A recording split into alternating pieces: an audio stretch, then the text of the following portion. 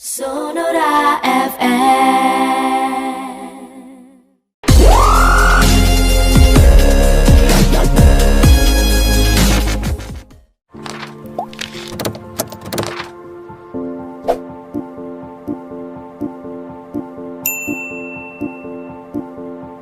COVID-19 ini, jangan-jangan kita yang membawa atau yang orang lain yang membawa itu sama-sama tidak tahu, tetapi mereka menganggap semuanya sehat.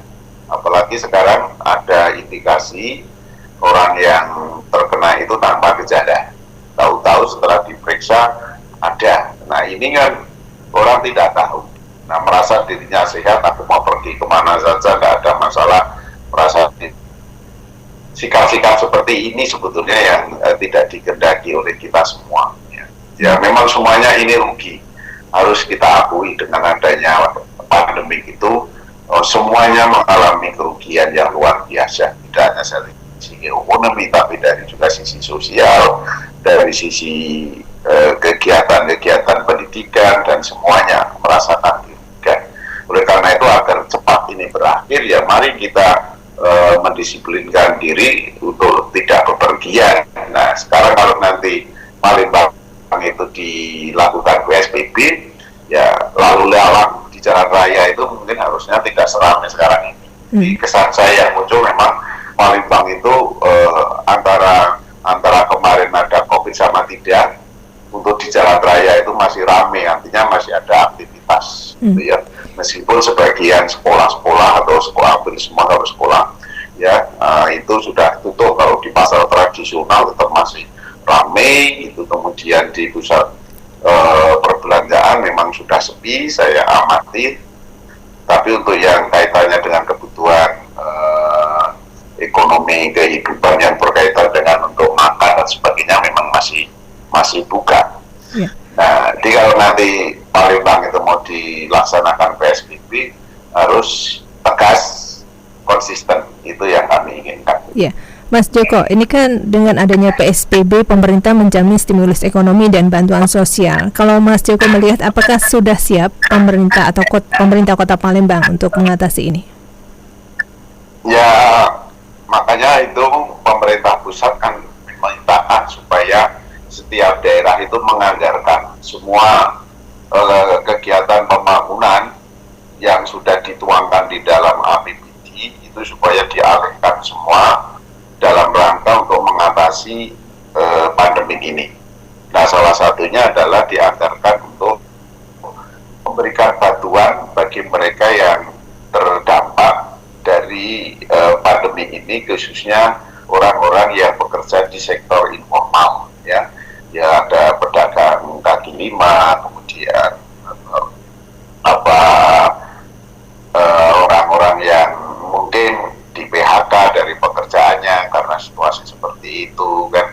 Saya juga melihat di sini ada rumah makan yang sudah tutup, padahal kalau waktu buka malam hari itu luar biasa ramenya karyawannya, tapi ini sudah hampir 1 bulan tutup, otomatis kan karyawannya juga tidak dibayar, contohnya seperti itu ya. Nah, teman yang harus diperhatikan itu adalah supaya tidak salah sasaran, jadi harus pendataan itu tepat banget gitu loh. Jadi jangan sekedar yang didata sebelum COVID itu dinas sosial mungkin sudah punya, tapi tiba-tiba sekarang kan ya katakanlah orang miskin baru. Nah, orang miskin baru karena dampak ini kan ada. Nah, ini jangan sampai tidak terbantu. Nah, di samping pemerintah menganggarkan itu, banyak bantuan-bantuan dari ormas-ormas atau organisasi-organisasi sosial yang peduli. Ini juga sangat mendukung sekali. Kemudian ada gerakan lihatlah tetangga atau datangi tetangga yang memang dari sisi perekonomian itu sangat berat sekali menghadapi situasi seperti ini. Kita harus mengulurkan tangan. Saya kira kalau pemerintah dan masyarakat juga peduli terhadap situasi seperti ini, ya paling tidak terbantulah, minimal bisa makan untuk memenuhi kebutuhannya kan gitu. Sepanjang jangan sampai berlarut-larut dengan target misalnya nanti Juni itu harus sudah bisa melandai, kemudian situasi Juli, Agustus itu sudah bisa kembali ke seperti biasa. Tapi kalau sampai bisa sampai akhir tahun, nah ini ya sangat berat sekali. Maka lebih baik kita jangan sampai wabah ini merajalela. Ya salah satu cara kan supaya orang itu tidak banyak berkumpul kan gitu, karena penyakit ini atau COVID-19 ini sangat senang sekali dan arenanya, lahannya, penyebarannya itu adalah ketika saling berdekatan satu sama lain. Yeah. Nah kalau ini dihilangkan dengan otomatis akan berhenti dan akan hilang, kira-kira gitu. Baik, Mas Joko, harapan ke depan seperti apa, Mas Joko?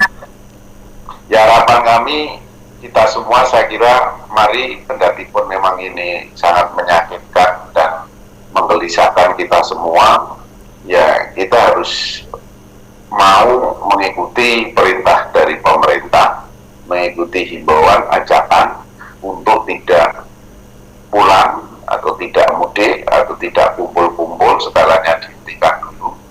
Memang semua rugi yang gitu, tapi demi kesehatan harus kita terima dengan ikhlas dan berdoa kepada Tuhan Yang Maha Esa agar COVID-19 ini segera pergi dari Indonesia dan dari dunia. Saya kira itu. Baik, Mas Joko, terima kasih sudah berbagi informasi pagi hari ini. Salam untuk keluarga, Mas Joko. Selamat pagi. Sonora FM.